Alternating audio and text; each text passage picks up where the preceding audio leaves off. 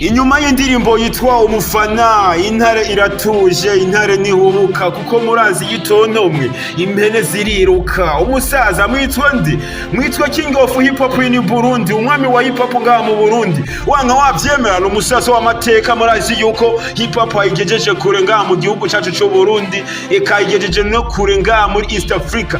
Hip hop ayimirije kuyigeza kure ndetse no kwisi yose ayikwiragize, abereke yuko ari umuzuguru wa Tupac.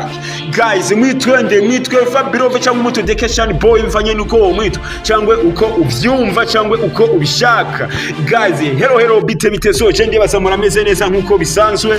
Kubatanze nkaba nitwa Jafar the Most cyangwa nyite promoter, bivanye nuko uvyumva cyangwa uko ubishaka.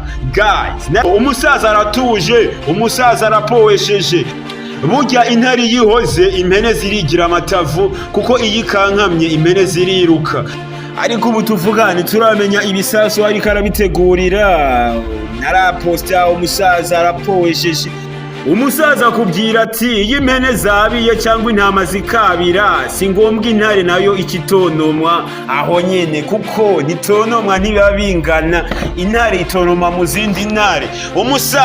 Umusaza nituzi neza ico ari karapanga ngaha, kuva ku ndirimbo yitwa umufana, umuririmbyi akomeye cyane ngaha yitwa Bife Sondofo cyangwa yitwa ugira uko ishaka Boniface, araho yamudisinze mu ndirimbo yiwe yitwa umufana.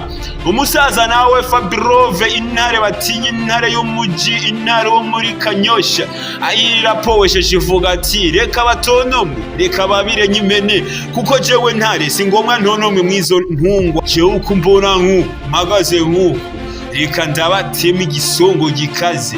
Umusaza ntituramenye icyo ariko arapanga. Ubu tuvugana umusaza w'amateka, wanga wabyemera uri umusaza w'amateka, kuko burya haga intare iriyizi, ntiyigera itontomwa ku mpene cyangwa itontomwe ku ntama, ahubwo ivyonga wayivyonze. Guys, umusaza mwitwe Fabirove Vacation Boy cyangwa mwitwe umwami wa hip hop ngaha mu muziki w'u Burundi. Guys, wavyanka wavyemera uri umusaza w'amateka.